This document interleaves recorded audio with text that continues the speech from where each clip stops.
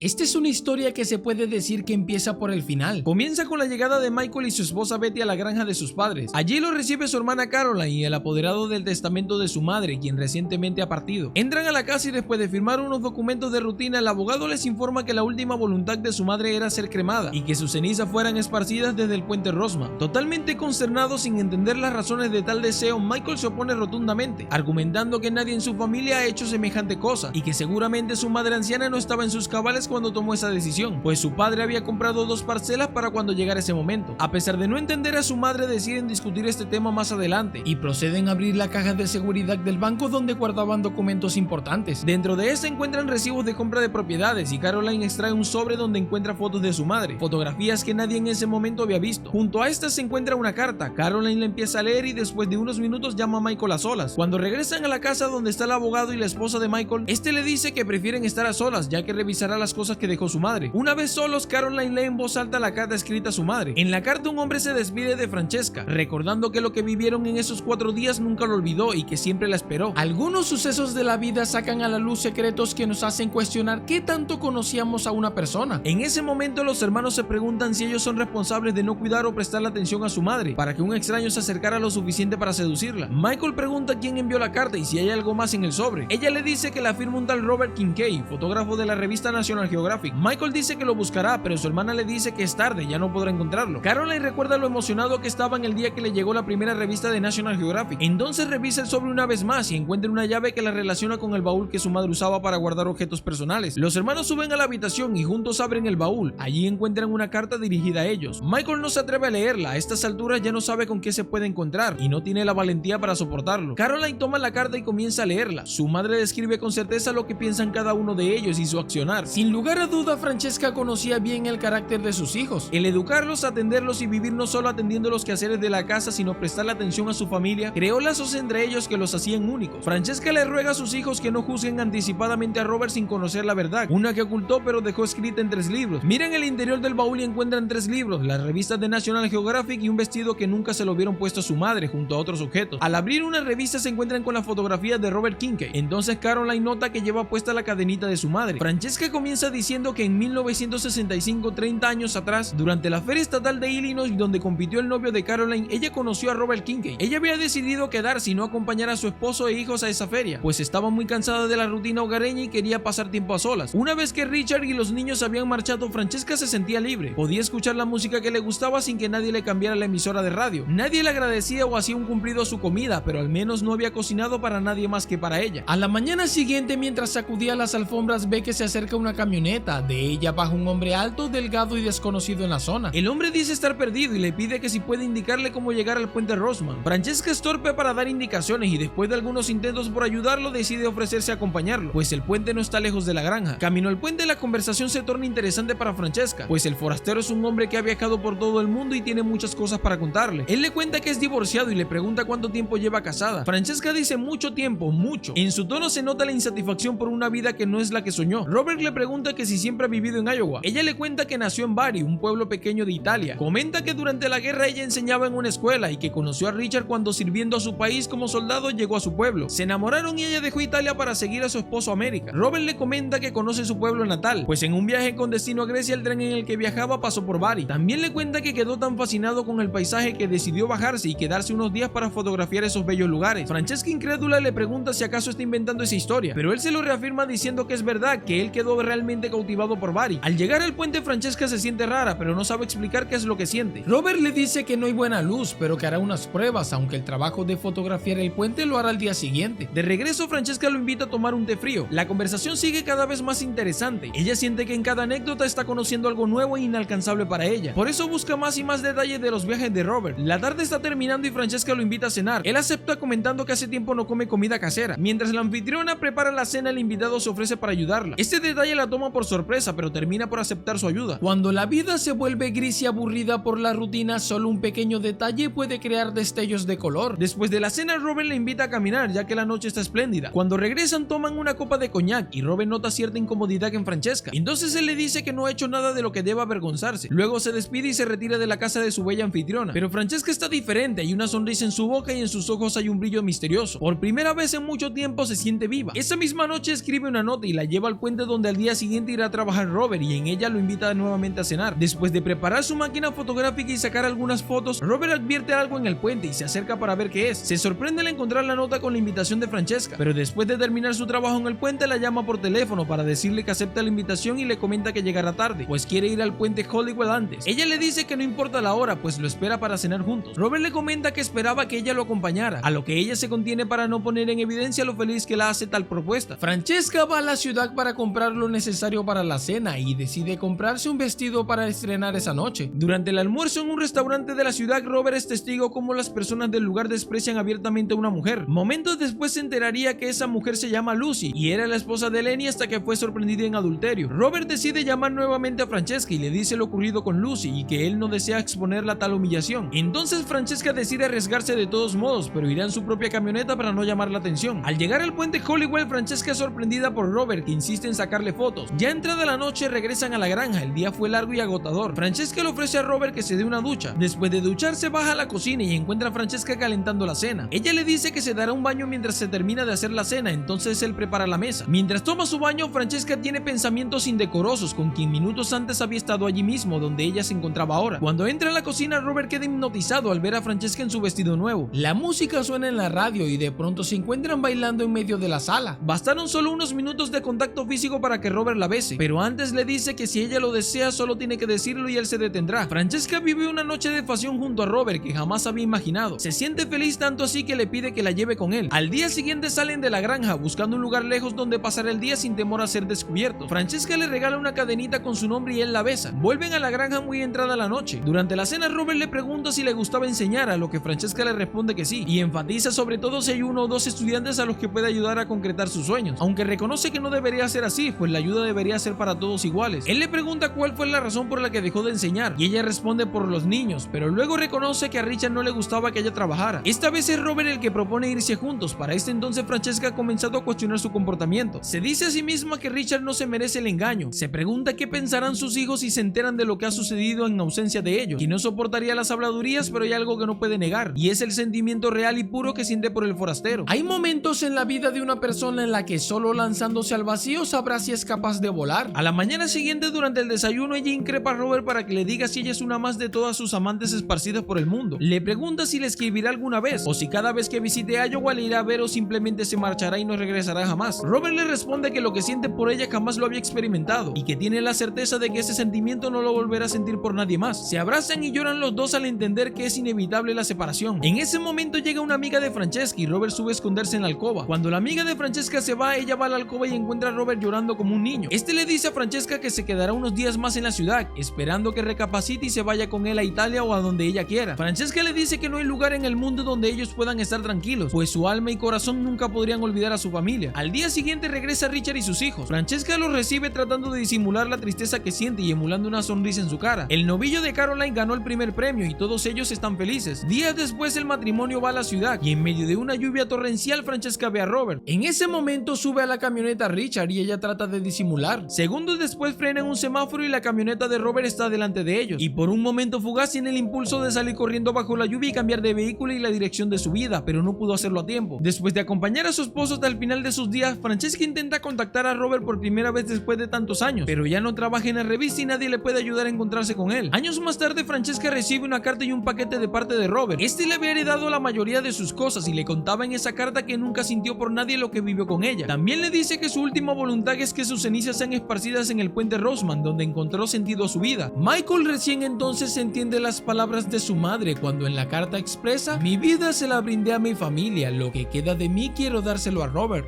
Si has llegado hasta aquí, déjame darte las gracias por ver el video completo. Déjame saber cuál fue tu parte favorita de este resumen. Yo soy Víctor Cantillo y nos vemos hasta la próxima. Recuerda que si quieres apoyar mi contenido te invito a suscribirte al canal. También puedes darle a la campanita y activarla. De esa manera no te perderás ningún video.